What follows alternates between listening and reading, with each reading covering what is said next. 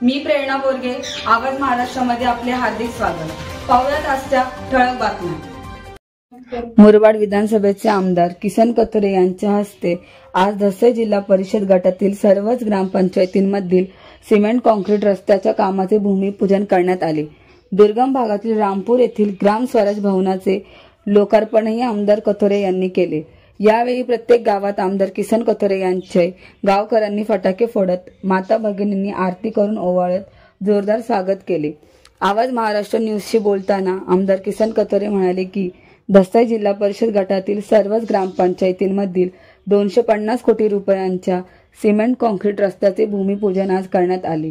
जवळपास दोन्ही टप्पे धरून 400 कोटी रुपयांच्या खर्चाचे सिमेंट कॉन्क्रीट रस्ते निर्माण होत असून रस्त्यांचे जाळे मजबूत होणार आहे।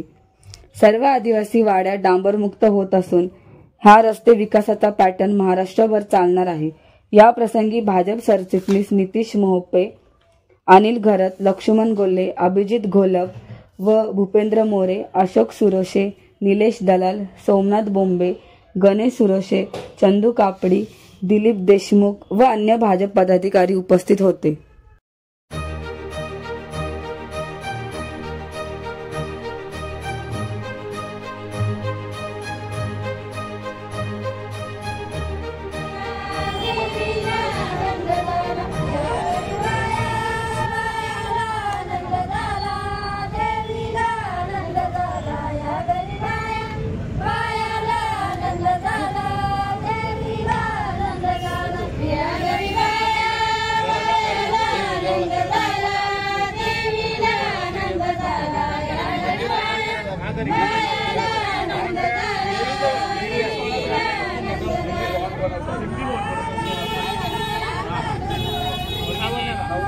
नमस्ते सर।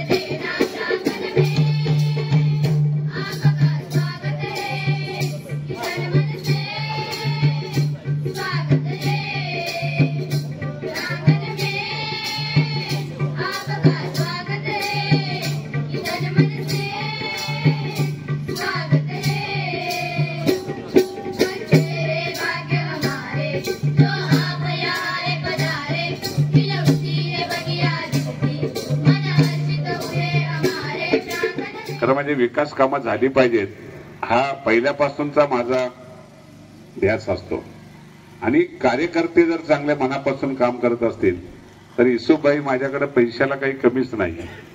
त्यातलं उदाहरण तुमच्या मडगावाला मी आता वाचले तर त्याच्यात तरी त्यांनी चोरून ठेवलेत बाजूला 5 कोटी मुख्य रस्त्याला आहेत त्याचं सांगितलंच नाही. अजून किरकोळ पण असतील जी किरकोळ भरपूरच असतील. म्हणजे हा जसंही ते मड हा सुद्धा आपण सगळा सिमेंट कॉन्क्रीट करतोय आता, कारण तो अवस्था खराब झाली त्याची. त्याचं टेंडरही झालेत आता आणि त्याचंही काम चालू होतील.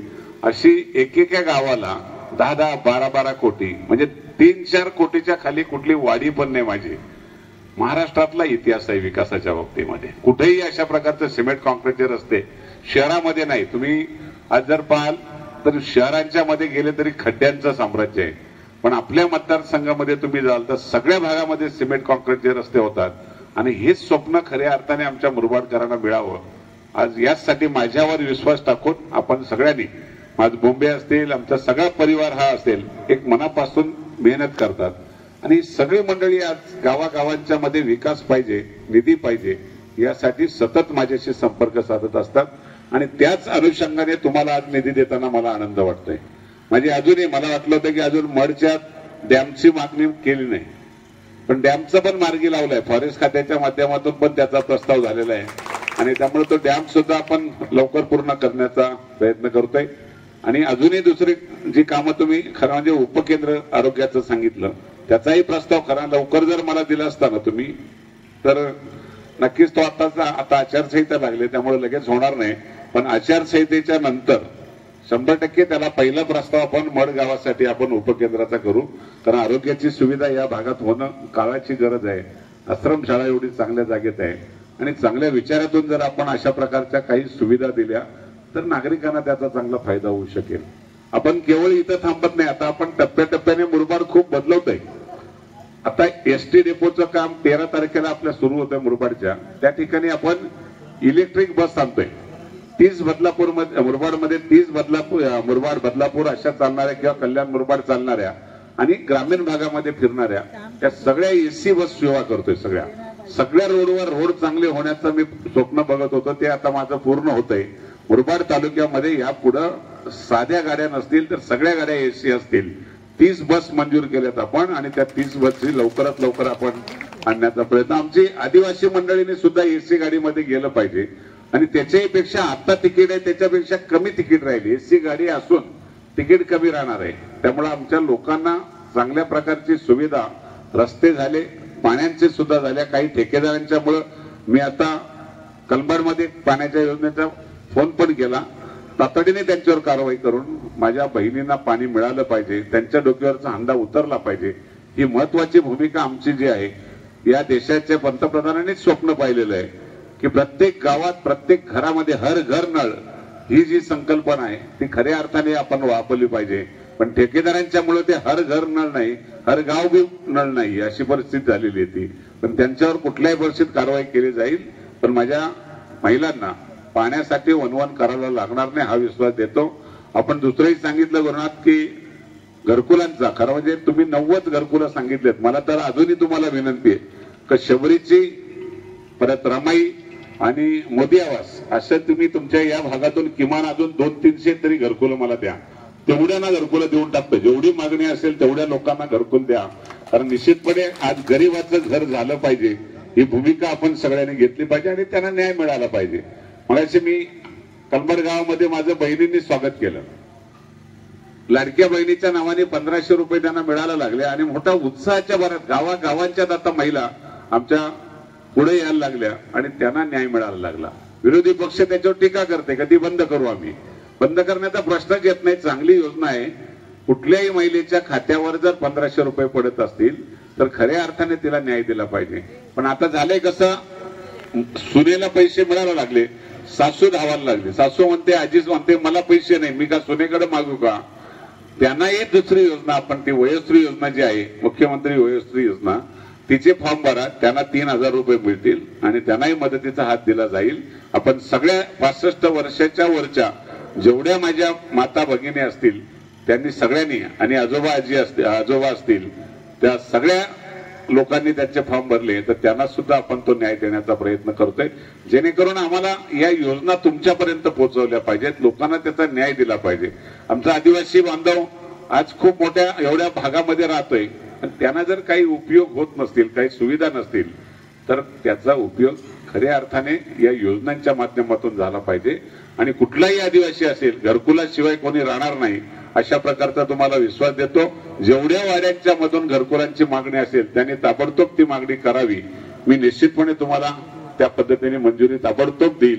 आपण सगळ्यांनी अजूनही रस्ते काही राहिले असतील तुमच्या मनातले, हा रस्ता राहिला पाहिजे. आंबोनेवाडीच्या डोक्यात बराच होता, पण आंबोनेवाडी पूर्ण झाली वाटतं ना, पूर्ण झाली ना, आता काही राहिलं नाही तिथे. आणि आमच्या जयाच्या पण वाडीतला पूर्ण होईल. त्यामुळे बहुतेक वाड्या मला वाटतं आता पूर्ण होतील. रामपूर भागातला तर काय प्रश्नच ठेवला नाही. त्यामुळे सगळ्या भागामध्ये तुम्हाला पाहिजे तेवढा निधी टाकलेला आहे. आपण सगळ्यांनी चांगल्या विचारातून विश्वास टाकला होता, तोच विश्वास खऱ्या अर्थाने भविष्यात सुद्धा कायम ठेवा हीच तुम्हाला सगळ्यांना विनंती करेल. कारण मी लवकर येणार होतो. त्यामध्ये आज सकाळपासून जवळजवळ सगळ्याच ग्रामपंचायतीनं काही आदिवासी वस्त्यांना आज सकाळपासून भूमिपूजनाचा कार्यक्रम होता. मला वाटतं किमान 200 ते 250 कोटीच्या वर आज सकाळपासून भूमिपूजन झाली असतील. आणि अजूनही मला वाटतं सगळे पूर्ण व्हायला साधारण 400-450 कोटीच्या आसपास या जिल्हा परिषद गटामध्ये आताच्या टप्प्यातली, पहिल्या टप्प्यातली वेगळी टेंडर झालेली आहेत. हा दुसरा टप्पा जो होता त्या दुसऱ्या टप्प्यातले आज भूमिपूजन केले. मला विशेषतः समाधान वाटलं की जवळजवळ डांबरमुक्त मतदारसंघ होईल. आता हे सगळे रस्ते आता होतील. पाऊस गेला, आता पाऊस गेल्यानंतर लगेच कामं चालू होतील आणि जवळजवळ डांबरमुक्त रस्ते होतील. आणि भविष्यातलं जे रस्त्यांचा प्रश्न आहे तो मुरबाड तालुक्यातला निकाली निघतो. ज्या आदिवासी वस्त्यांना आज मी सगळ्या फिरून आलो, कधी आयुष्यामध्ये कधी 5 लाख रुपये पाहायला मिळत नव्हते, तिथं 5-5 कोटी रुपये दिले गेले. एवढं चांगल्या प्रकारचं नियोजन कार्यकर्त्यांनी केलंय. मी मनापासून सगळ्या कार्यकर्त्यांचा धन्यवाद मानेन की त्यांनी प्रस्ताव पाठवल्यामुळं या मंजुऱ्या घ्यायला मला आदिवासी विभागाच्या माध्यमातून असतील, बांधकाम विभागाच्या माध्यमातून असतील, चांगल्या प्रकारचे रस्ते या सगळ्याच वस्त्यांच्यात होतात. गावांच्यातले रस्ते सुंदर होतात. हा खऱ्या अर्थाने मुरबाडच्या विकासाचा पॅटर्न महाराष्ट्रभर चालेल. जायगाव गावातील रस्त्याचं भूमिपूजन आणि इतर विकास कामांच्या बाबतीमध्ये चर्चा करण्यासाठी खास करून उपस्थित असलेले माझ्याबरोबर आलेले मोठे सर, कोले सर, आमचे रवी सर, सर्वच आमचे उपस्थित असलेल्या सर्व माझ्या भगिनी ग्रामस्थ जमलेल्या बंधुभगिनी आणि मित्रांनो, सर्वांचे देवीच्या चरणी एकच प्रार्थना करेल की आपल्या गावालाच नाही तर आपल्या परिसराला सुख समृद्धी लाभो हीच तुमच्या सगळ्यांच्या वतीने मी देवीच्या चरणी प्रार्थना करतो.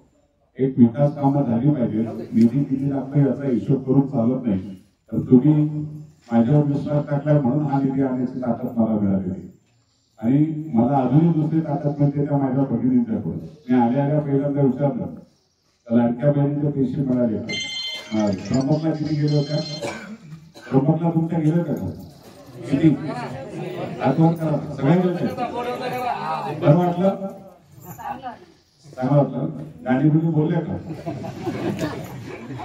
खूप समाधान वाटलं. 65,000 महिला श्रावण महिन्यामध्ये त्र्यंबकला जाऊन दर्शन करून आल्या. याच्यापेक्षा पुन्हा दुसरं कसं कधी विचारांना जाणाऱ्या त्यांना श्रावण महिन्याची बरोबर मिळाली.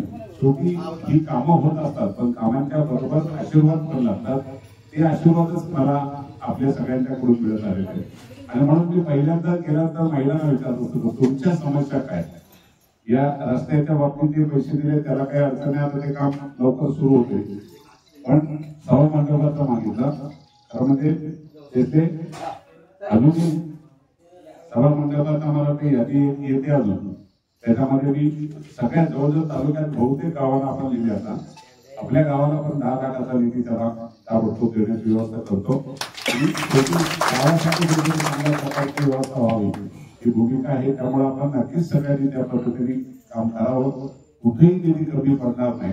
रस्ते तर एवढे चांगले झालेत आपल्या तालुक्यात कुठेही कोणाला सांगायला लागत नाही का निधी द्यावा. एवढा निधी टाकलाय. आणि आता आज सकाळपासून आम्ही नारळ फोडतोय. प्रत्येक गावाला 1.5 कोटी, 2 कोटी, 3 कोटी, 5 कोटी किती सुद्धा कोटीचा काही भरोसाच नाही. एवढ्या कोट्यांचा सुरुवात झाली. आणि शेवटी आम्हाला आमच्या लोकांची कामं झाली पाहिजे. पण सगळ्यात महत्वाचं असं आहे की आमचा शेतकरी वर्ग जो आहे त्याला खऱ्या अर्थाने न्याय मिळाला पाहिजे आणि तो न्याय मिळण्यासाठी खरा हा आशीर्वाद आपल्याला उपयोगाला येतोय. माझ्या बहिणींना पैसे मिळायला लागले. मला काही ठिकाणी आता माझ्या आजी आजोबा मला विचारायला लागले का सुनेकडे 500 रुपये मागू. माझी सगळ्या पोरांना आणि सुनांना पण विनंती, तुम्ही शिकलेल्या पोरी आहेत काही, त्यांचं 65 वर्षाच्या वरच्या तुमच्या ज्या सासू असतील किंवा सासरे असतील त्यांचे पण फॉर्म भरा. त्यांना 3000 रुपये द्यायचे. तर लवकर जर फॉर्म भरून दिले तर तुम्हाला ती वयोश्री योजनेतून तुम्हाला ती ताबडतोब व्यवस्था करता येईल. आपण सगळ्यांनी, शेवटी सरकारची योजना आहे, या योजनेचा लाभ आपण सगळ्यांनी घेतला पाहिजे. तुम्ही सगळ्यांनी त्या बाबतीत सगळ्या मुलांनी आपल्या माझ्या प्रयत्न केला पाहिजे. शिकलेली मुलं आहेत, वयस्कर असेल, ऑनलाईन आहे, आमची काही गरज नाही ऑनलाईन भरते. कुठे फक्त फोटो काढा, आधार कार्ड काढा, पण आजोबा आजीचा आशीर्वाद घ्या ना. बायकांचं घेतला तेच आजीला द्यायचे, मला तुला द्यायचे. हा, म्हणून मी सांगितलं ते म्हटलं का फोटो आणि आधार कार्ड तुला एकदाच मिळतील. पण त्याच्या अर्थ नेहमी महिन्याला मिळालं 3000 रुपये 3000 रुपये लगेच लवकर करून दे. आणि दुसरे आजोबाला पण तुम्हाला नाही, सगळ्यांनाच सांगतो तुम्हाला, शेवटी योजना आहे त्या तुम्हाला दिल्या पाहिजेत. पण कोणी सांगत नव्हता यापूर्वी. आता आपण खरोखर आमच्या सगळ्या कार्यकर्त्यांनी तुमच्या सगळ्यांचे फॉर्म गावागावातल्या सगळ्या कार्यकर्त्यांनी भरले आणि त्यामुळे तुम्हाला आला. त्र्यंबकला सुद्धा जाताना प्रत्येक गावातल्या कार्यकर्त्यांनी महिलांना सुरक्षित नेलं, परत आणलं. कुठेही त्रास झाला नाही. एवढ्या महिला गेल्या 70-80 बस जात होत्या, पण कोणालाही त्रास झाला नाही. आणि एवढं समाधानाचा प्रवास झाला की मी स्वतः खुश झालो आणि मला खूप समाधान वाटलं का तुम्ही सगळ्या गेल्या, काही त्रास नाही ते बोलले ना त्या. आणि त्यामुळे समाधान वाटलं सगळ्याला. आणि म्हणून आपण चांगल्या विचारातून काम केलं तर तो आशीर्वाद मिळतो. तुमचा आशीर्वाद कायम आहे. विश्वासाने तुमच्या मनात असेल तो विकास करून देईल. कुठल्याही प्रकारची काळजी करण्याची गरज नाही. पहिल्यापासून जायगावनी मला खूप मदत केलेली, आताही करतील, त्याच्यामध्ये शंकाच नाही. तुमच्या सगळ्यांचा आशीर्वाद घेतो आणि थांबतो.